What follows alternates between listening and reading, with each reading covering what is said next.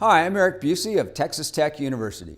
Welcome to Civil Counterpoints, a discussion series where we talk about difficult issues in a constructive and civil manner. We hope you come away with a better understanding, regardless of your point of view. Today's topic is speaking freely, the need for opinion diversity. And thank everybody for turning out. This is a great, I think, moment for the campus. We can do some really interesting things here by having a discussion about some really challenging issues, I think, in a very constructive way. Let me introduce the panelists. Briefly, I'm Eric Busey, Regents Professor in the College of Media and Communication here at Tech. And to my left is Sean Cunningham, Associate Professor of History and Chair of the History Department here at Tech. He teaches broadly in 20th century U.S. history, focusing on American political culture, and has published 2 books on Texas politics. He's the recipient of numerous awards for his teaching and research and serves on the board of directors for the Texas State Historical Association as well as for Humanities Texas. To his left is Professor Katie Langford, Associate Professor of Communication Studies here on campus and editor of the journal Argumentation and Advocacy. She's published widely in the area of constitutional interpretation and civil liberties. And among her many accolades, Katie is the recipient of the James Madison Award for Outstanding Research in First Amendment Studies given by the Southern States Communication Association. Finally, on our end is Professor Rick Rosen, Interim Dean of the School of Law here at Tech, and Glenn D. West, Endowed Professor of Law on campus. Professor Rosen directs the Center for Military Law and Policy here at Tech and is admitted to practice law, in Florida and before the U.S. Supreme Court and U.S. Courts of Appeal for the 5th, 9th, 10th, and federal circuits. He joined the faculty in 2003 after a distinguished 26-year career as an officer in the U.S. Army Judge Advocate General's Corps. Thank you, panelists, for being here. So with that, let's talk about opinion diversity and the need for it. And, you know, we have to kind of admit the context and the times we're in. And this is a somewhat fractious moment in the country's history, and I'm glad we have some historians on the panel. Let's just go back to the basics and just answer the question. I'd like to hear from each panelist. Why is opinion diversity a healthy thing, both for society and for individuals, particularly for students, since that's our primary audience today? Sean, do you want to take that? Sure.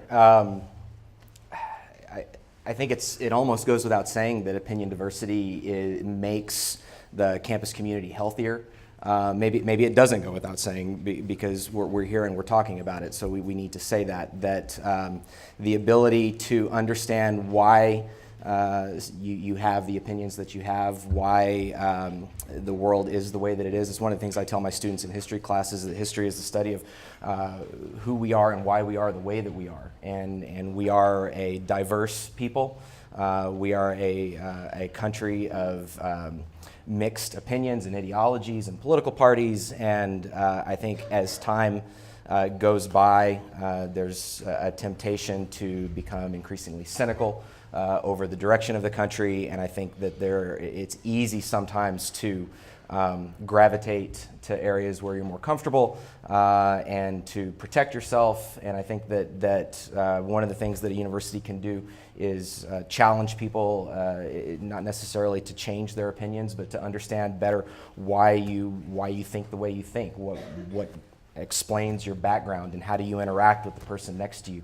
I think it's critical to engaging a classroom and to just walking around campus and being part of a broader intellectually robust community. I think it's important to try to understand why you believe what you believe and also to understand why others believe differently. I want to come back to a couple of these points, but Katie, what's your outlook on the need for opinion diversity? Well, we live in a democracy, right? And the root of that comes from the word demos, which means people. And so rule by the people, and the people are going to have differences of opinion. When we founded our government, we intentionally did it so that we were not a monarchy, that we wanted the diversity of opinion. That is our First Amendment right that the founders, when they created the Constitution and wrote the amendments, included, that the First Amendment right was the ability to speak and to protest. and that is fundamental, that has been upheld. I find similarly that within the classroom that my students frequently don't know what they believe, or they're scared if they express what they believe that they will be told they're wrong, or they'll be kind of framed to make look silly or dumb. And so it's very important to equip students to understand what they believe, to be able to engage somebody else, to also understand the perspective of the other. Because within our culture, reasonable people differ. And that's one of the most important things about the culture and time in which we live in, is that we like to frame it that that's not true, that there are dogmatic positions that are correct. But I say it over and over again in my classroom, that reasonable people differ. Professor Rosen? I don't have a lot to add. I agree with everything that's been said. I'm an attorney. I'm at a law school.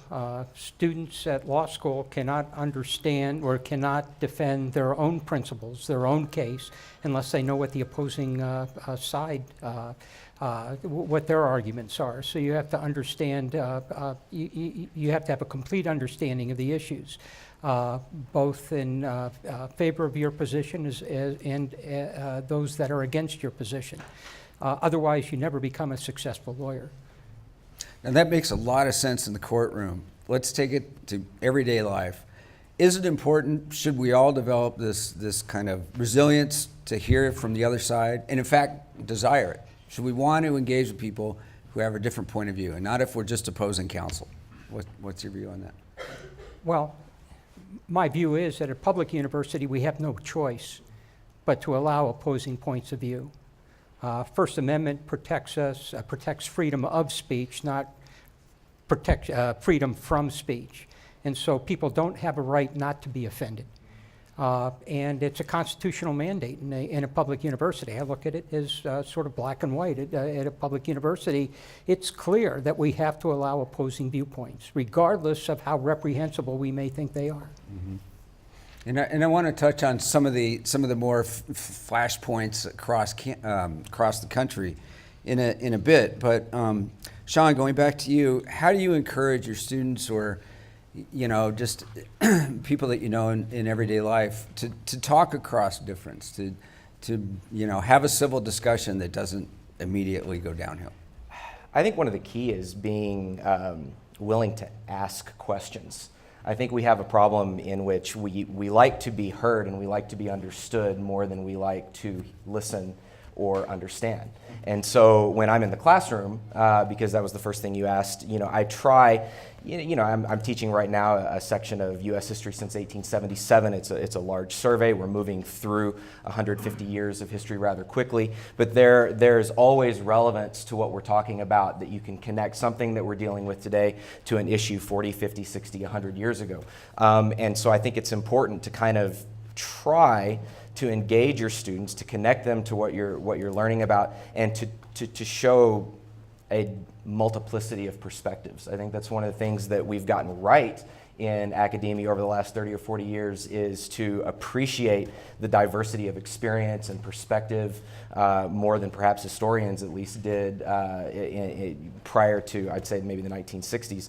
But I also think that students need to be respected. I might come back to that a little bit later as well, the respect and the need to feel understood and appreciated. And so asking questions and inviting people to share their opinions so that they feel encouraged and they feel supported and they feel not judged when they share something that they might otherwise feel inhibited to share. Mm-hmm. Katie, how do you model disagreement in class or at a class? I like to have a lot of discussion in my class, and we should also keep in mind that when we're talking about this is an ideal of what should be, right? An ideal world we would have where people could engage in calm discussion with one another. I like to play devil's advocate within the classroom. I've had students, a story got back to me once that students were asking a student who had me a number of times what I believed about certain issues. Because I teach social movements, I teach protest, and the student responded, I don't know that Dr. Langford knows what she thinks about it. And that's honestly that we need to be open to being persuaded by others. We need to have bilateral communication where we make ourselves vulnerable to opinions that we don't necessarily agree with or think we agree up front. But once again, this is ideal should. You know, Isaiah Berlin talks about an ideal of liberty, and he says we have two liberties. We have freedom from and we have freedom to. And so we could silo ourselves and not expose ourselves to alternative perspectives, but that's not really what we in the academy believe we should do.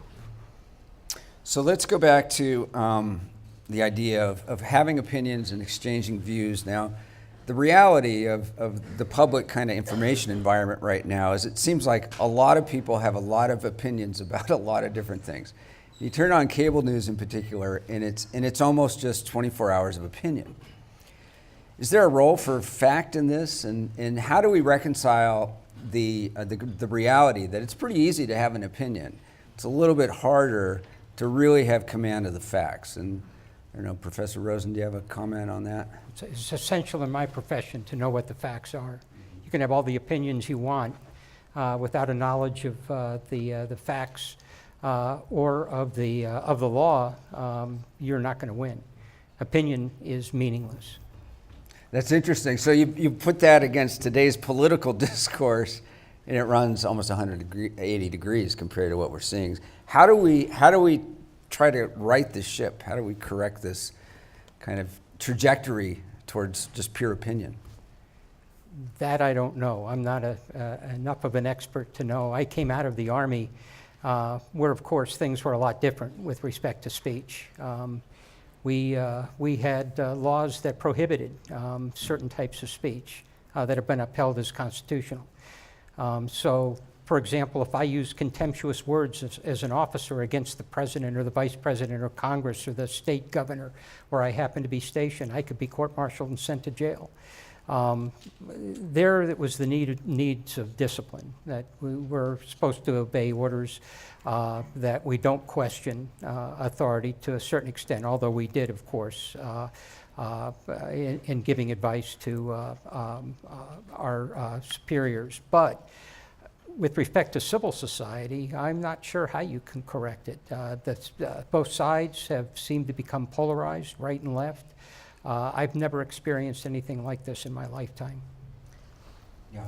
I actually kind of a point of disagreement with the question, because we like to act like facts are these objective things that exist in reality, yet facts always have to be interpreted. Even to look at the law is you're going to have attorneys on different sides that interpret the facts in a different way, that tell a different story from one another, that lead to sometimes different conclusions. And so facts aren't just facts that exist in reality. They have to be interpreted through people. And that's what we see a lot that goes on in the news, people trying to interpret them. We also can't say that there's just facts and we make these rational decisions in life, because we also debate values. Right? And one value isn't necessarily better or more correct than another value. And so we have to take all of these things into consideration. One final question on this topic. How do we prevent heated or, let's say, passionate disagreement from devolving into heated animosity? We see just a lot of name calling and identifying of the other. And in fact, are we really that different, even on the political spectrums? I think we tend to model a lot of, I'll make a judgment here, of a lot of bad behavior in our political arena, and even on non-political shows. I would admit that people who know me, I'm a big sports fan, and I love watching Pardon the Interruption on ESPN or Around the Horn, and those are shows that have been constructed in the last 15 years because they get ratings, because you can put two people who will disagree with one another, and then you can actually score them based on the quality of their argument. At the end of the day, there are winners and there are losers. And I think that we've created a social, cultural community in which people are competing with one another, a sense of self, a sense of identity wrapped up in being right and winning arguments. And I think there's a values problem in not truly seeking to understand or develop relationship community with your fellow students or colleagues or just people that you run into on a daily basis. I think that people model what they see in a political arena in which it is strategically beneficial to create a binary of us versus them.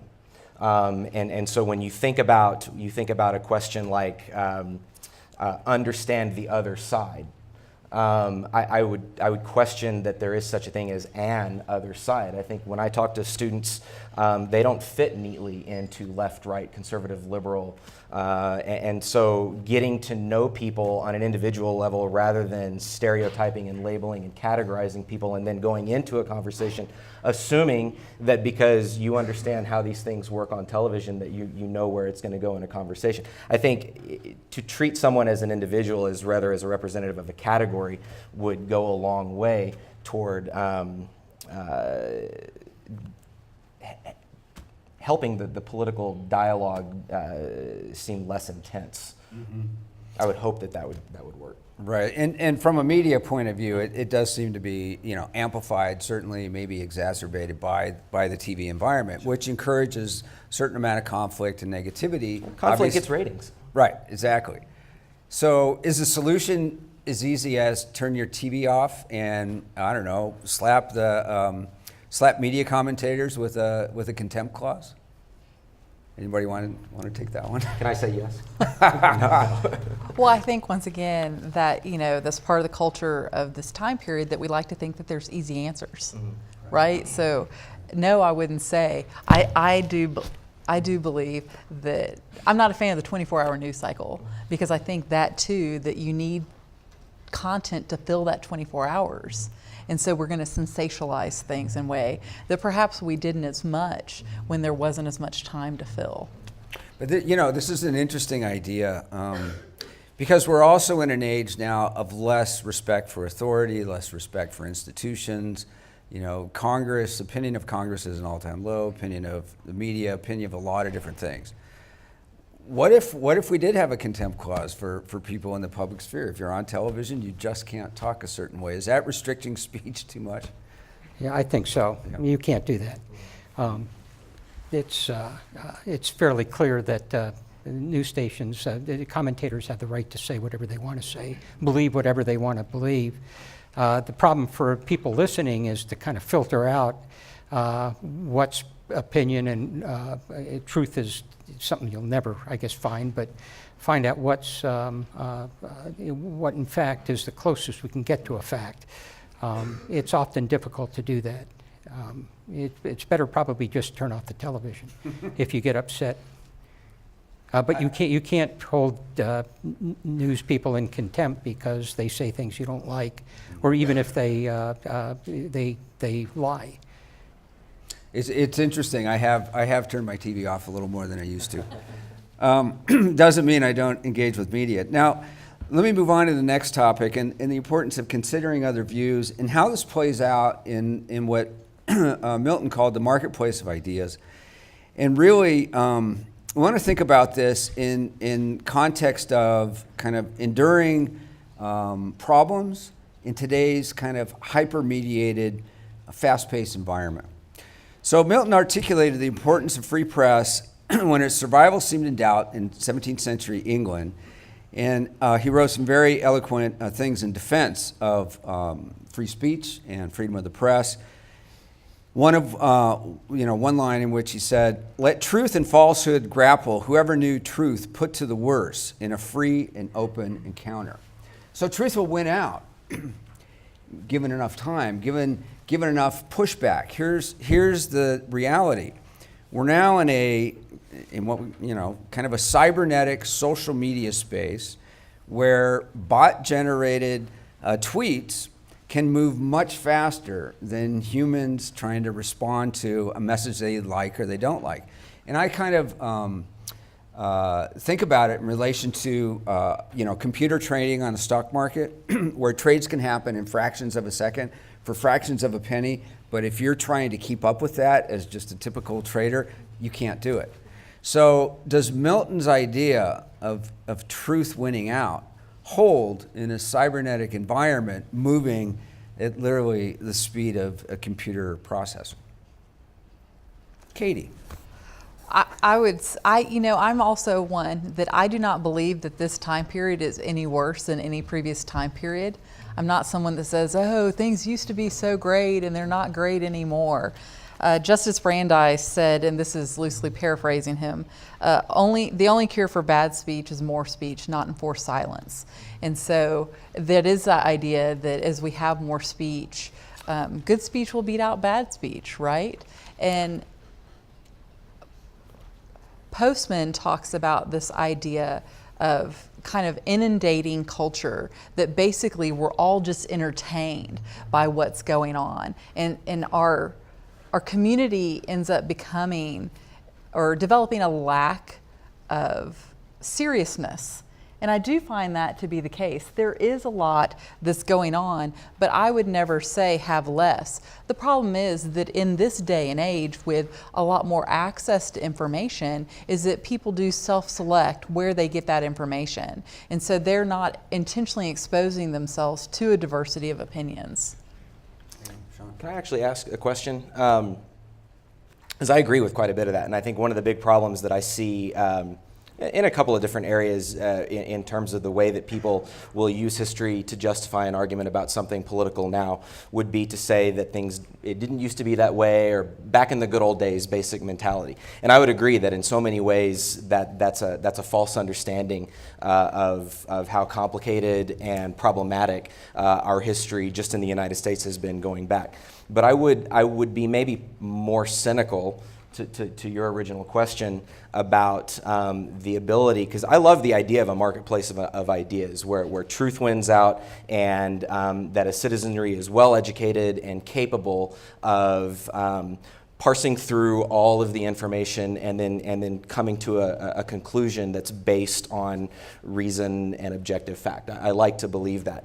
But if you think back 100 years and you think about how information was distributed or how people absorbed information, and you compare that to where we are today, I'm tempted to be cynical about the ability of our citizenry to make their way through the exponentially growing number of news sources, and I'll say news with little air quotes there, because as we know, we've got a problem with fake news, and some people's fake news is another person's actual news, and there's a disagreement over that sort of thing. So I'd like to be told that I shouldn't be so cynical, and that there is a way for that to survive. But when I see all of the social media that provides, I mean, you think about just in the 60s, 3 major news networks and local paper and a few other major national papers, you could actually count the number of news sources, and now it seems to me that it's impossible to keep track of where people are getting their opinions. And as people don't trust major media outlets anymore, it's even more likely that they're going to go to an unfiltered, unfact-checked source. And so I'm cynical, but I don't want to be. I think where I would come down is to say that it was always this way. And even though the presentation of it's a little different, I'm still cynical. I don't know that we'll filter out that there, I disagree that there's any kind of objective fact, right? But I teach social movements, and when I talk about the Vietnam War, I talk about the Students for a Democratic Society, and I always include the Port Huron statement. And Tom Hayden, who's now a senator, said this in the Port Huron statement: tragically, the university could serve as a significant source of social criticism and as an initiator of new modes and molders of attitudes. But the actual intellectual effect of a college experience is hardly distinguishable from that of other communication channel, say a television set, passing on stock truths of the day. Students leave college somewhat more quote-unquote tolerant than when they arrived, but basically unchallenged in their values and political orientations. With administrators ordering the institutions and faculty the curriculum, the student learns by his isolation to accept elite rule within the university, which prepares him to accept later forms of minority control. The real function of the educational system, as opposed to the more rhetorical function of searching for truth, is to impart the key information and styles that will help the student get by, modestly but comfortably, in the big society beyond. That was more than 50 years ago, and I ask my students, I say, is there anything different now? Does this not sound like the criticism from 1969, the same sort of criticism that we have in 2017? Except we're moving at light speed. So I want to come back to this notion of, is it fair or is it the solution anymore to put the onus of filtering and parsing fact from opinion, reality from kind of invention on the individual? And I think it's an enduring theme only because of the pace at which society is moving. But I want to kind of shift gears a little bit and go to Professor Rosen. And earlier we were talking about kind of the functionality of talking to someone who disagrees with you.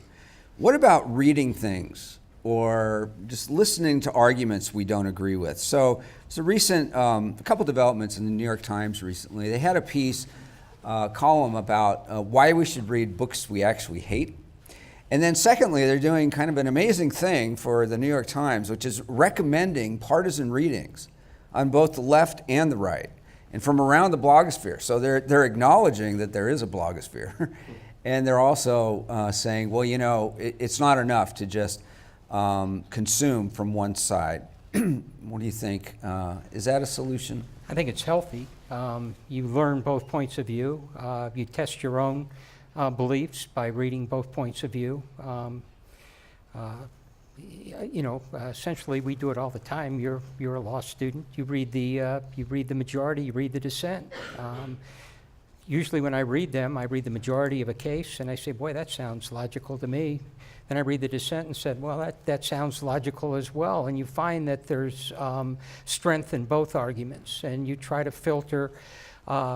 You try to discern from what you've read your belief system, what you're going to argue, what you believe in. If you only read one side, I don't know how you do that. I don't know how you get a full picture because everybody has opinions, but and there are good arguments supporting more than one side of an issue. And so I try to read both. I think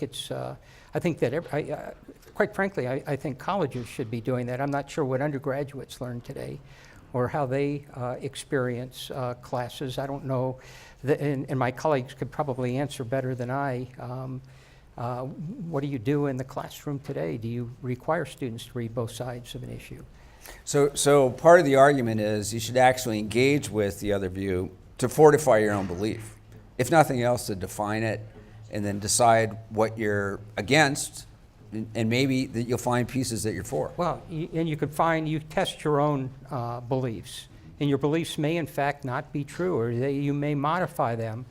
So in my classroom, for example, say we're talking about Roe versus Wade, the famous abortion decision, I will have people who are pro-choice argue in the dissent that there shouldn't, that abortion isn't a constitutional right, and vice versa. And that way they're forced to learn both sides of the issue. Again, it's something that's essential in my trade. I don't know what happens at the undergraduate level. They don't seem to be offended by doing that, so I assume that at least in their colleges, their professors are approaching it the same way. And yet we read in poll after poll about this tendency for people to have really hyper-partisan media diets. And, the echo bubble effect where we only read news and only subscribe to feeds and only consider posts that we already agree with. So we might have this belief, but it's never challenged. And when it is, it seems to be so remote, we just consider it alien almost. What are your thoughts on that? It's comfortable. It's comfortable to do that. It's easier to do that. Perhaps it feels less threatening to focus on things that you're already going to agree with. I saw this article in the New York Times talking about this, and it said something about reading books that you hate, and I thought immediately, how do you know you hate it if you haven't read it? And I think that it's certainly healthy. I think there's nothing wrong. The question of Professor Rosen of what you do in the classroom. I try to assign a diverse reading list. Sometimes that can be challenging because you have only a limited amount of time and you're trying to accomplish a lot of things. I remember I took, when I was an undergraduate, I had a basic Western Civ course in which my professor assigned me Karl Marx, and I had to come to class prepared to defend Karl Marx as if I was Karl Marx, and it kind of a role play thing, and someone else was Adam Smith, I think, and it was very entertaining. I learned a lot about Marx as an undergraduate because I did that. It didn't necessarily turn me into a communist. It absolutely didn't, but it was helpful to understand more about that particular perspective than I had ever understood before. I don't think there's anything wrong with understanding why people with whom you disagree think the way they think. I think if you don't understand why they think the way that they think, it's very, very easy. It's a quick step to then say they're bad or they're stupid or they don't understand or other labels, pejoratives against someone that disagrees with you. And I think those are conversation stoppers. When people feel judged, categorized, labeled in a certain way and not understood, it's going to be, you can win an argument, but you're going to lose a friend and lose an opportunity to develop that relationship. And I think those are important things to not throw away, even though it looks good on television and you can model that behavior, but it's not wise to do that sometimes.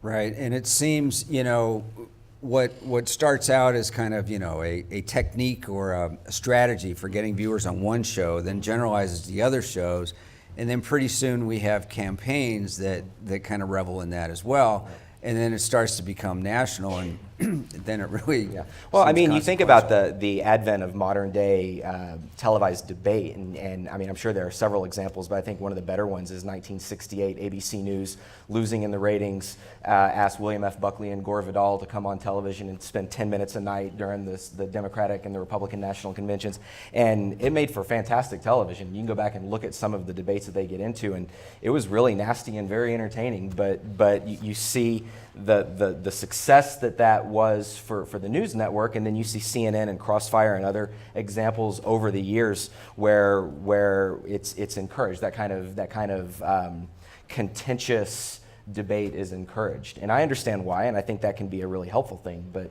I think we need to be respectful of other opinions. I always try to encourage my students, another phrase I repeat is to become critical consumers of information, to be aware. I'm not saying not to use that media source, but to be aware of the bias that it does have. There's a lot that we have to learn to adapt to. I'm thinking about even, the really fast movement of information is, as educators and as critics of public discourse, we have to adopt to it. And that's, I think, Jon Stewart, right, is such a great example.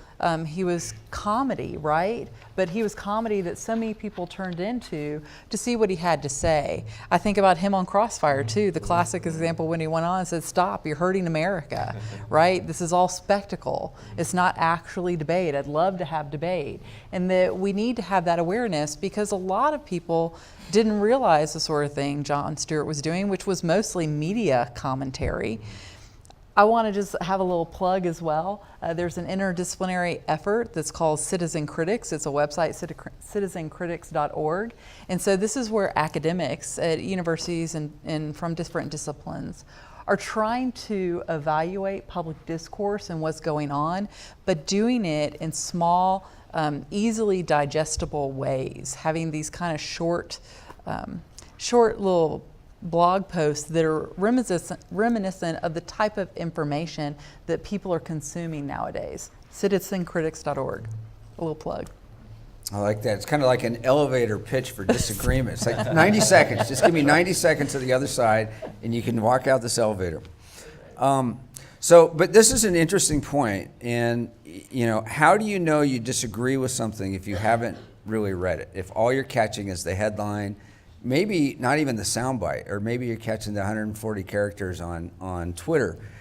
So, we get to, even things happening this semester, and there's been a couple kind of high-profile brouhahas at campuses where they invite in speakers that don't even get a chance to speak, and the reaction against the invitation is so harsh that there's either protest and violence and semi-riots, or the talk gets canceled, or the speaker has to kind of go underground and broadcast the talk kind of in private. So Charles Murray, his talk was more or less canceled at Middlebury College. And then he goes to the radio station after things die down on campus a little bit, and he gives his talk, and then a couple of academics analyzed it, and they showed it to multiple people who read it, and they all agreed it was pretty middle of the road. Are we overreacting to this idea of difference, this idea of you don't represent my views, therefore not only do I not want to hear it, I'm going to do everything in my power, including, take up arms or almost, to block you from doing that? Professor Rosen. It was the former president of the University of Chicago, Hannah Holborn Gray, who said education is not supposed to be comfortable. It's supposed to make people think. I think that those who protest have a right to protest. They have a right to protest peacefully. They don't have a right to have a heckler's veto to shut down speech. And action like that, I believe, quite frankly, is criminal. If people are too emotionally fragile to hear views that they don't agree with, my suggestion is to invest heavily in earplugs and blindfolds. I mean, there is no right to stop speech in such a manner. A university can put time, place, and manner restrictions on speech. Public university. Now, Middlebury is a private university and subject to different rules, its own rules. But public university has no choice in the matter. People are entitled to express viewpoints that others find disturbing or reprehensible or repugnant. There's no ifs, ands, or buts about it.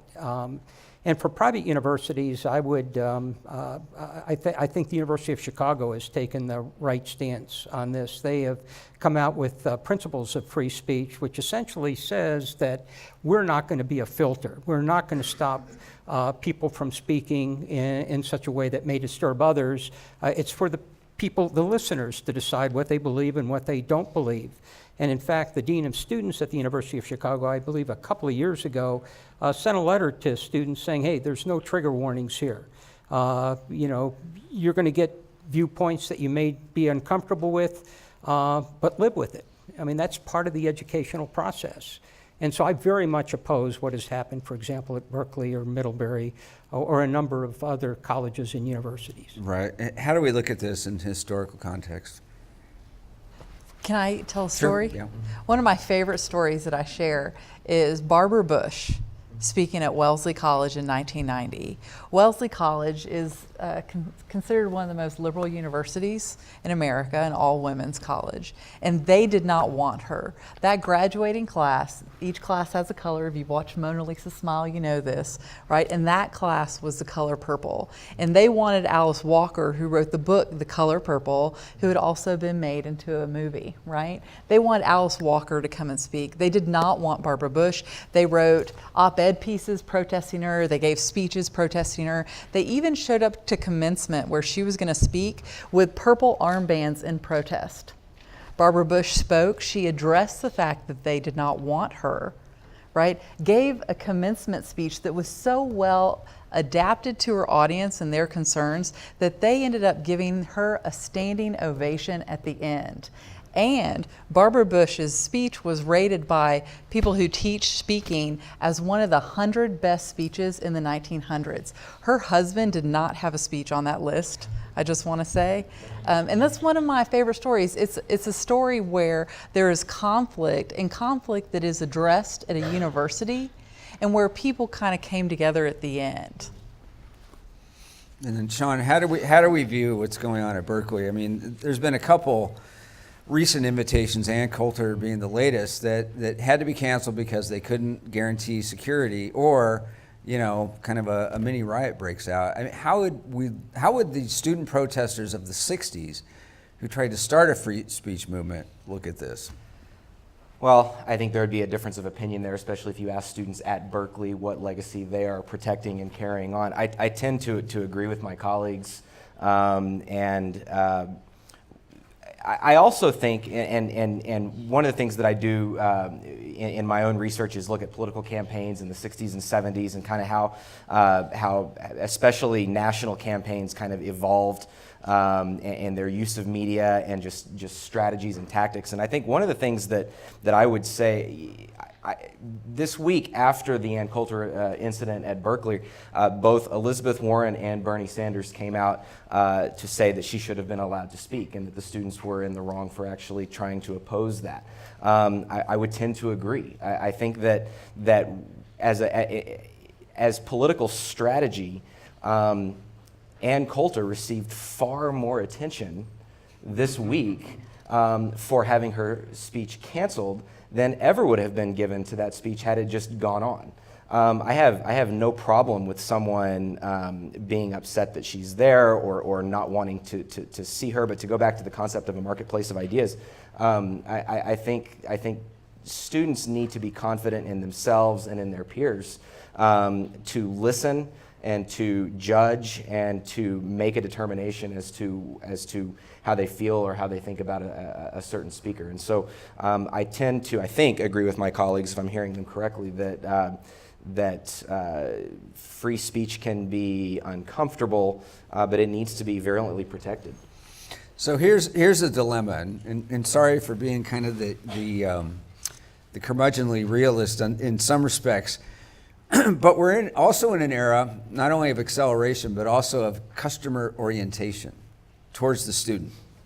Now, a customer experience is something that you pay for, and you want it to be comfortable. It's like a cruise. Everything's taken care of. In fact, you show up and you don't have to do much. Your job is enjoyment. Aren't colleges to some extent becoming like this? And aren't we, as kind of the marketers of education, responsible to some extent for setting up this insularity where come to campus and have a good time, you're not going to be exposed to that much that's uncomfortable? So I think it was Clark Kerr, I'm not positive about this, I think it was Clark Kerr at Berkeley who came up with the concept of, and I might be very wrong, someone fact check me on this, the cafeteriaization of higher education. And I think this was either late 50s or early 60s that this concept was coming, that students sometimes can, and this is in the 60s and 70s that we're starting to think about this, arrive at a college campus and develop a mentality that they're paying for a product, that they pay for a class, they want a grade at the end of the class, and at the end of 4 years they want a degree, which is the hoop that they have to jump to in order to get a job. And so it's a radically different vision of what I think higher education has historically been in terms of a liberal arts degree, stretching, challenging, developing a young mind into being a more equipped citizen. I think that the university needs to be careful not to, I mean, I do think, we live in an ever competitive environment in which higher education institutions are battling for students and trying to recruit students, but I think we need to be careful about overprotecting our students and trying to avoid these challenges and these conflicts. Is the root of what we are supposed to be doing, I think. Yeah, the American Association of University Professors, AAUP, in 1992 came out with a statement about speech codes, and I'll just quote it very quickly, part of it. It says, on a campus that is free and open, no idea can be banned or forbidden, no viewpoint or message may be deemed so hateful or disturbing that it may not be expressed. The underlying principle does not change because the demand is to silence a hateful speaker or because it comes from within the academy. Free speech is not simply an aspect of the educational enterprise to be weighed against other desirable ends. It is a very precondition of the academic enterprise itself. And so if colleges cater to just provide comfort to students, they're not accomplishing their mission. I actually wrote an essay about this about a decade ago. I brought a copy. Anybody? Oh, can you hand it around? Sure. And in it, the argument that I make is that they're not mutually exclusive. It's not like we have to choose one or the other, that we have to choose, I frame it as consumer student versus citizen student. We don't have to choose one over the other. We can both equip students to be in the actual market and workplace, and we can also teach them ideals of citizenship. So we can achieve both at the university. So essentially we're producing citizens, not satisfied consumers. I think both. I don't think it has to be an either or. That's interesting. I think we're producing consumers, that's my point of view. Let's move on to the third topic, and then we do want to get to some questions. And this is protesting politics when discourse fails. Is the street our only option? Now, I ran across an article a couple weeks ago in the Washington Post. Legislators in 18 states have recently introduced bills to criminalize protests. It strikes me as a little severe. Why do we have such a kind of reaction against, some of the protests that are probably occurring against the current administration? Have you read the underlying articles that are cited? These laws don't penalize peaceful protests. They penalize things like obstructing traffic, trying to shut down oil and gas pipelines that could possibly cause an explosion, criminal trespass. I think the headline of the article is somewhat misleading if you go and you look at the statutes of the bills themselves. Mm-hmm. It's not cut and dry that they're trying to ban peaceful protests. They're not. It's something much, much different than the headline portrays. Mm-hmm. Fake news? That's an interesting option. But let's talk about media coverage a little bit, and things like the Million Women March after Trump's election. And do we get oversensitive to certain developments, whether it's an election or whether it's a protest? Because there are reactions on both sides of that, and neither side was happy. How do we feel about that? I don't know how to answer that question per se, but I can say I teach social movements. And in the 12 years I've been at Texas Tech, there have not been many social movement opportunities with protests to go to, and this year there have.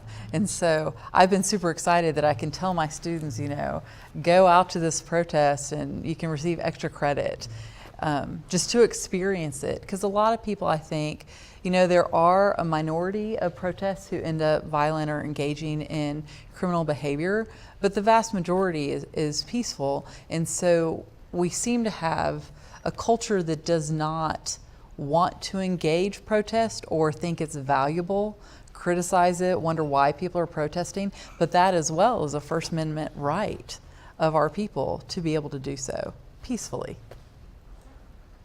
Yeah, I graduated from college in 1970, went to Ohio State. I remember the very violent anti-war demonstrations which shut down our campus right around the time that Kent State occurred. We had the same National Guard come out to Ohio State. I think protests were equally violent then as they are today. I just, and you would probably know best, or you would know best, seems to be cyclical. They certainly weren't peaceful in many respects. There were a lot of peaceful protests, the March on Washington and so on, that were made not peaceful, I think, by the reaction of the authorities. But I've seen this before, different context. How does it end? Is it? Well, it just kind of disappeared with the war. In that case, I think the problem here is that the protests are against the rights of others to express their opinions, or the rights of others to invite people to hear what their opinions are. And that seems to be fundamentally different than protesting against a war that people thought was unjust and unlawful. Right. It does seem to be a little less about a specific policy than the fact that I don't agree with your point of view, and therefore you shouldn't have speech. How do we solve this as academics, as educators? Is there a way to either model this on campus or to reinvent the curriculum that kind of introduces people to the idea of difference in year one, rather than the idea of, a all expenses paid kind of luxury cruise? That's an exaggeration. I mean, I think that's a good question. I don't know that I would have an answer for that. I've always been an advocate. I used to be an academic advisor, and I've been an advocate of a true core curriculum in which students come to the university and get to experience the same classes, more or less. And I think we diversify our core curriculum quite a bit, and certain programs require specific math or specific courses in this field or that field. And so 17-year-old prospective college students, high school seniors, are being asked to decide what they want to do with the rest of their life before they even get here, and then they are funneled into particular majors and then move through those majors. And I think that it inhibits interaction, because it's not necessarily true that individuals majoring in one particular field are all going to be like-minded. It's certainly not. But I do think that it is true that if there was a greater integration of students from all majors into basic core courses. By the way, and I know there are people in the audience who handle some of this, and I have no solution on how to make that happen. But ideally, I would like to see something like that. I think having those kinds of experiences as a freshman or a sophomore before you're expected to dive in to whatever it is as a consumer that you're coming to the university to get a degree and a qualification to move on, that would be nice. I think the conversations that we have in our classrooms is a good place to start. Do we allow students the space to have conversation? I start out most of my class periods having a conversation about what has happened in the news, right, that's been publicized, and having a conversation. Students have the ability to ask questions. And I repeat, once again, reasonable people disagree. And so if somebody has an opinion, that's great, let's hear that, right? And then somebody else can respond.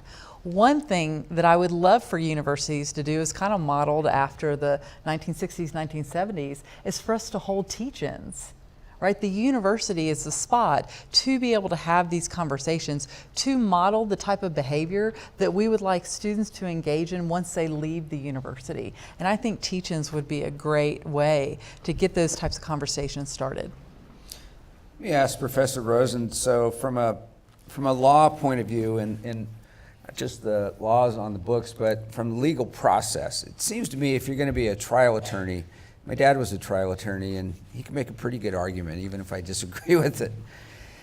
How can we use some of the process of legal argument to cultivate this kind of resourcefulness or even fortitude in students? Is there something that we could maybe introduce that might generalize so that students not only have the capability of hearing another argument, they actually want to, so they can foil back? Yeah, I think my colleagues have expressed it better than I could. I think you expose them to different points of view. Law school is a little bit different. You know, you've taken, I know Professor Langford has taken first-year law classes. We don't start out with a general discussion. We start out with torturing students by asking them questions.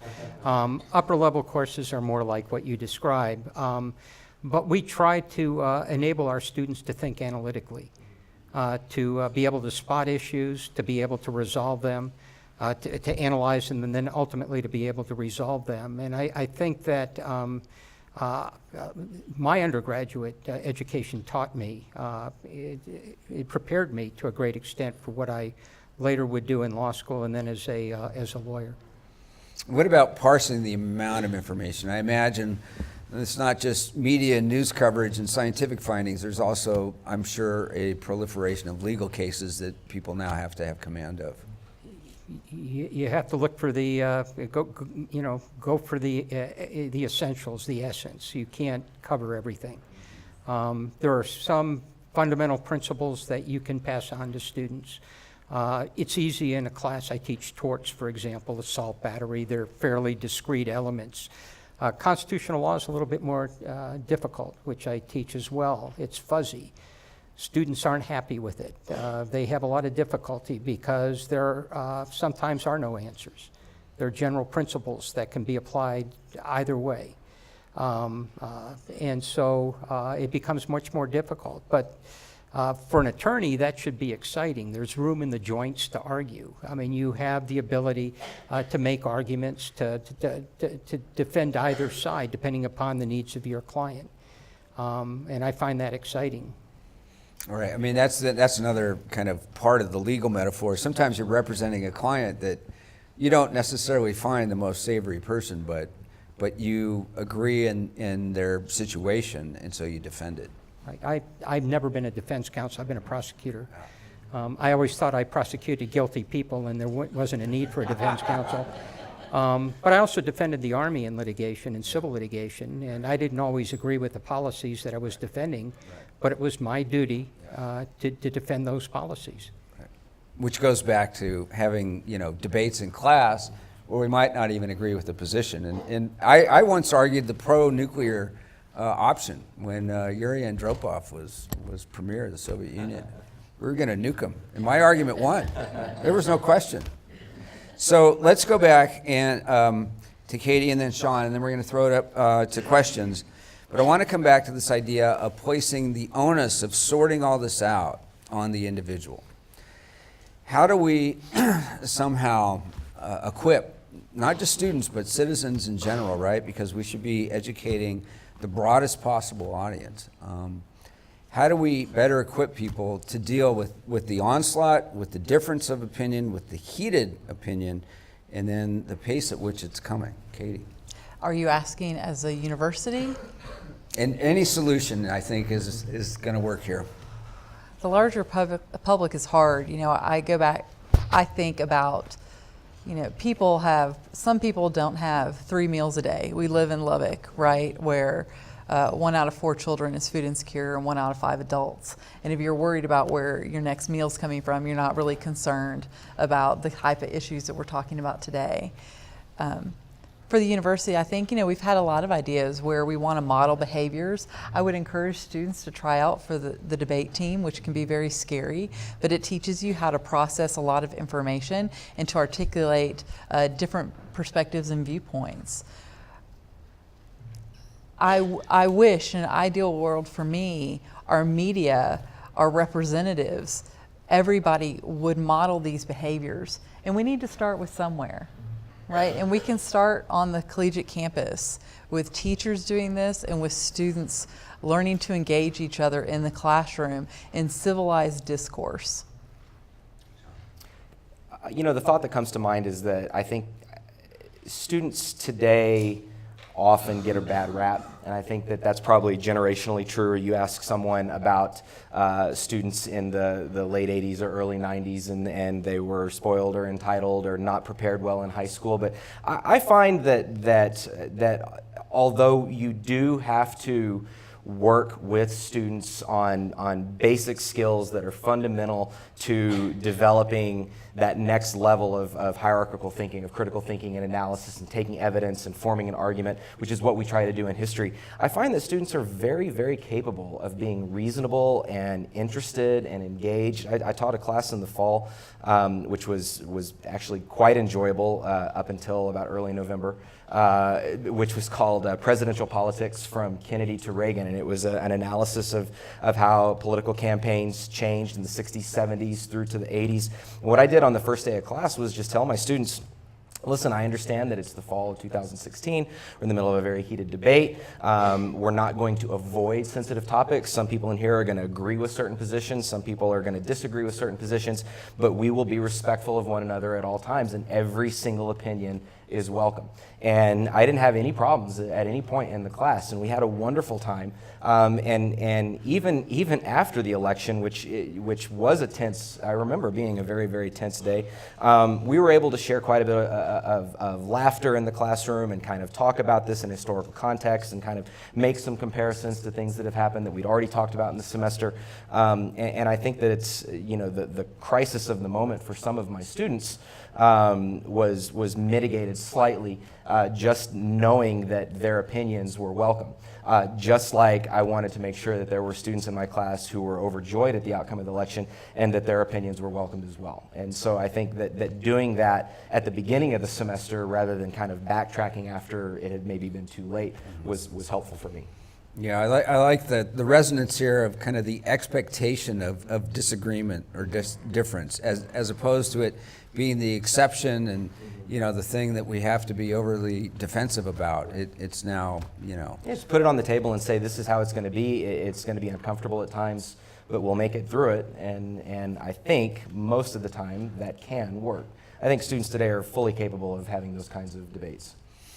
You know, then I think about all the people who don't have the advantage of a college degree and how their thinking works. I think that's going to have to be a topic for another discussion. Okay, I'd like to take this moment then to thank our panelists for their insightful and collegial comments. And I hope you join us for our next Civil Counterpoints discussion here from the campus of Texas Tech.